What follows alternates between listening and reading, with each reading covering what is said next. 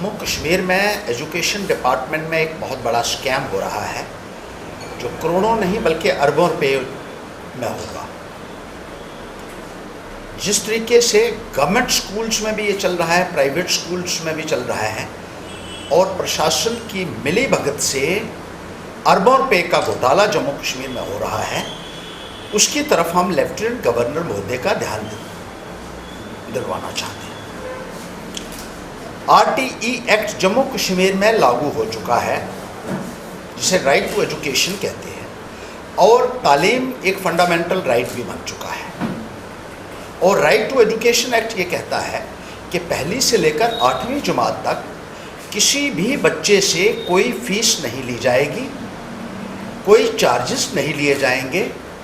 कोई एक्सपेंसेस किसी भी किस्म का नहीं लिया जाएगा। पहली से 8वीं जमात तक मुफ्त तालीम हर बच्चे को जम्मू कश्मीर के को मुहैया करवाना सरकार की एक जिम्मेदारी है और कानूनी तौर पर इसके लिए प्रावधान जो है वो RTE एक्ट में रखा गया है। अब RTE एक्ट जम्मू कश्मीर में लागू हो चुका है और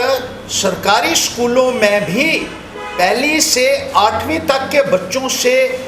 फीस अलग अलग किस तरीके से वसूल की जा रही है, जो कायदा और कानून का उल्लंघन है, जो सीधे सीधे फंडामेंटल राइट्स की वायलेशन हो रही है और धज्जियां उड़ाई जा रही हैं कानून की। पूरे हिंदुस्तान में जिस तरीके से RTE एक्ट लागू हुआ है उसके मुताबिक कोई भी फीस नहीं ली जानी चाहिए थी, लेकिन पहली और 8वीं जमात के बच्चों से भी जम्मू कश्मीर में लाखों की तादाद में ऐसे बच्चे हैं जिनसे फीस ली जा रही है और ये फीस अरबों रुपए में जो है वो इकट्ठी की जा रही है, जो एक बहुत बड़ा स्कैम है। ये फीस जो है, ये इसका ऑर्डर देख लीजिए, 2021 में भी निकाला गया, 2020 में भी निकाला गया,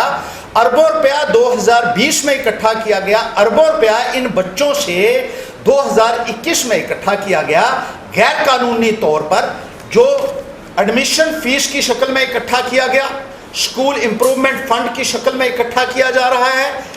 लाइब्रेरी डेवलपमेंट फीस की शक्ल में किया जा रहा है इकट्ठा, स्वीपिंग चार्जेस की शक्ल में किया जा रहा है,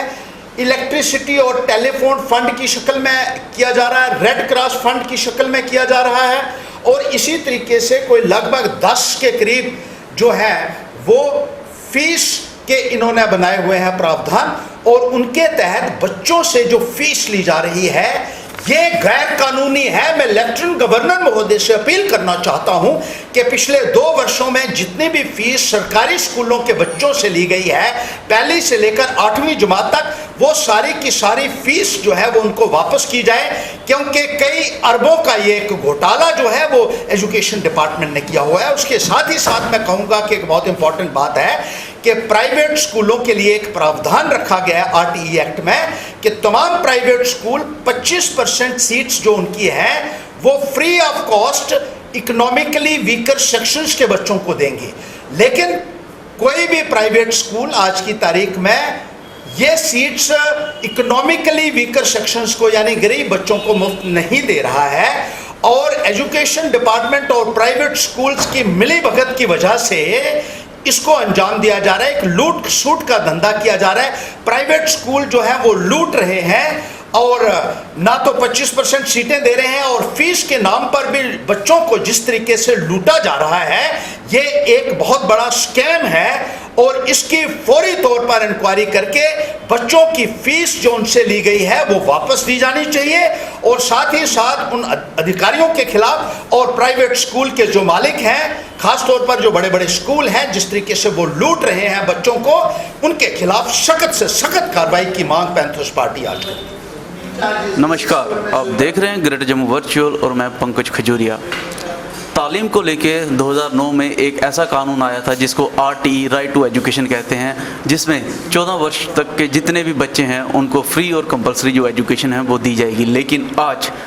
जम्मू के अंदर पैंथर्स पार्टी द्वारा एक प्रेस वार्ता रखी गई जिन्होंने इस चीज़ को एक्सपोज किया कि जो RTE एक्ट है वो वायलेट हो रहा है जम्मू कश्मीर के अंदर। और इसी बीच हमसे बात करने के लिए जुड़ रखे हैं पैंथर्स पार्टी के श्री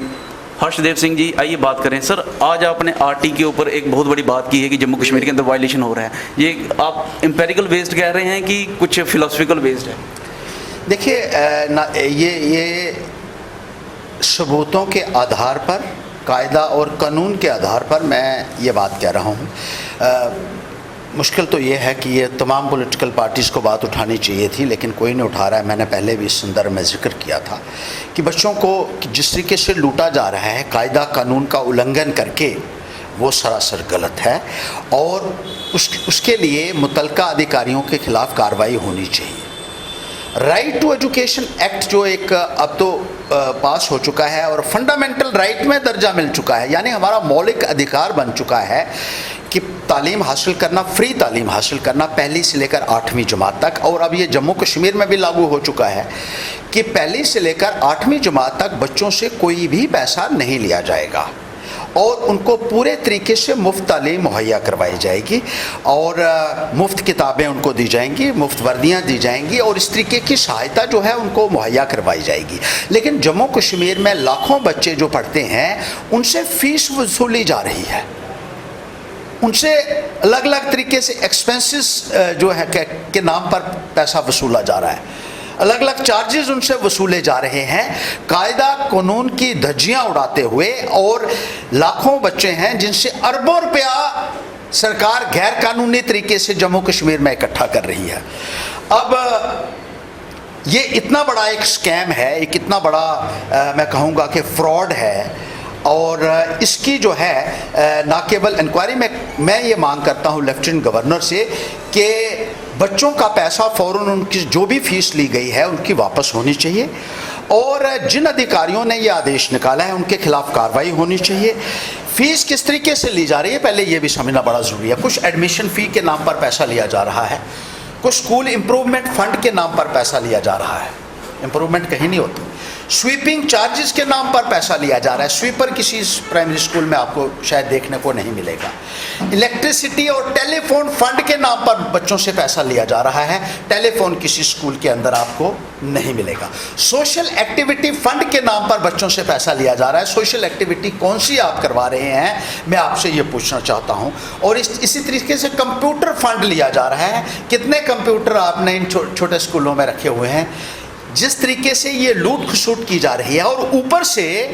जब कानून ये कहता है कि अगर आप ये सहूलतें दे भी देंगे और देनी है आपको और पैसा कोई नहीं लेना है, उसके बावजूद भी आप जो है जो पैसा ले रहे हैं। और ये ऑर्डर देखिए अभी हाल ही में जो निकला था 2021 में कि इसमें पहली से 5वीं तारीख क्लास तक कितना पैसा इकट्ठा किया जाएगा बच्चों से, 8वीं तक कितना किया जाएगा, 10वीं तक कितना किया जाएगा। एक मसला इससे संबंधित है, हमने देखा रामबन में स्कूल की लैब तोड़ के वहाँ पे ऑक्सीजन जनरेशन प्लांट लगाया गया और यहाँ पे जो एक लेटर है इसके मुताबिक हमें पता चल रहा है science lab, computer funds, printing funds वगैरह के जो फीस इकट्ठी कर रहे हैं, क्या कहेंगे आप इस पर? एक बड़ी अजीब बात है, बड़ी हैरानगी की बात है कि कोई ऐसा लगता है कि इस एजुकेशन डिपार्टमेंट को, इस निज़ाम को, इस सरकार को जम्मू कश्मीर में बच्चों के भविष्य के साथ शायद ऐसा लगता है कोई लेना देना नहीं है। बच्चों के भविष्य के साथ खिलवाड़ किया जा रहा है और ऐलानात किए जाते हैं, नारे दिए जाते हैं और ज़मीनी सतह के ऊपर जिस तरीके से ट्रीट किया जा रहा है इस सेक्टर को, वो अपने आप में एक मिसाल होगी। और बहुत सारी जगहों पे ऐसा हुआ है कि जैसे लैब आपने कहा उसको कि तोड़ दिया गया और ऑक्सीजन प्लांट लगाए गए, वैसे ही बहुत सारे स्कूलों को इन्होंने बंद कर दिया। हमने जो स्कूल खोले थे उनको क्लोज कर दिया गया और बहुत सारे स्कूलों को क्लब कर दिया गया है। एजुकेशन जो है ऐसा लगता है कि लास्ट प्रायोरिटी है इस सरकार की और जिस तरीके से ये सब कैजुअल तरीके से डील किया जा रहा है ये सरासर गलत है। सर, आखिरी सवाल रहेगा मेरा, एजुकेशन में हमने देखा जम्मू की हेरिटेज, कल्चर और हिस्ट्री नहीं दिखती है, अगर दिखती है तो बड़ी कम दिखती है, उस पर कोई रिसर्च नहीं है, क्या कहेंगे अपनी राय? देखिए इसके ऊपर भी जो है वो काम किया जाना चाहिए और ज़रूरत इस बात की है और जो बड़े बड़े नारे भारतीय जनता पार्टी ने किए थे कि अब हमारी सभ्यता, हमारा इतिहास जो है इन किताबों में होगा, लेकिन वो कहीं भी नज़र नहीं आ रहा है। महाराजा हरि सिंह जी की जो जीवनी जो है, कम से कम उसके ऊपर ही आप करते। आपने तो कहा था हमारी सरकार आएगी, आपकी सरकार भी आई और बराबर की सरकार यहाँ भी, जम्मू कश्मीर में भी, दिल्ली में भी, लेकिन उसके बावजूद भी महाराजा हरि सिंह जिस तरीके से जो उनका योगदान रहा है या महाराजा गुलाब सिंह का रहा है, उससे भी आप लोगों ने महरूम रखा है। यहाँ के जो लोग हैं उनको, उनकी जानकारी जो है, उनकी हिस्ट्री, इतिहास जो है हमारा, उससे भी आपने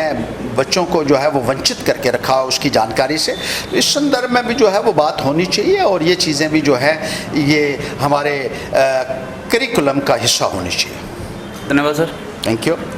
ये थे पैंथर्स पार्टी के नेता हर्षदेव सिंह जी, जिनका ये कहना है कि जो राइट टू एजुकेशन है वो इम्प्लीमेंटेड तो हो रखा है जम्मू एंड कश्मीर में, लेकिन वो कहीं ना कहीं वायलेशन हो रही है। फ्री एजुकेशन के नाम पे कुछ फीस चार्जेस की जा रही है और वहीं उन्होंने कहा कि इंटरनेट और दूर दराज के क्षेत्र में ना होने की वजह से जो कंपलसरी एजुकेशन है वो भी कम्प्रोमाइज़ हो रही है। उन्होंने एलजी साहब से रिक्वेस्ट की है कि इसके ऊपर जल्दी से जल्दी संज्ञान लें और ये भी कहा अगर इसमें कुछ देरी होती है सरकार द्वारा तो वो इस चीज़ को कोर्ट में लेके जाएंगे और राइट टू एजुकेशन जो 14 वर्ष के बच्चों को पूरा अधिकार दिलवाने की कोशिश करेंगे। आप देखते रहिए ग्रेटर जम्मू वर्चुअल। कैमरामैन काका जी के साथ मैं पंकज खजूरिया। जय हिंद।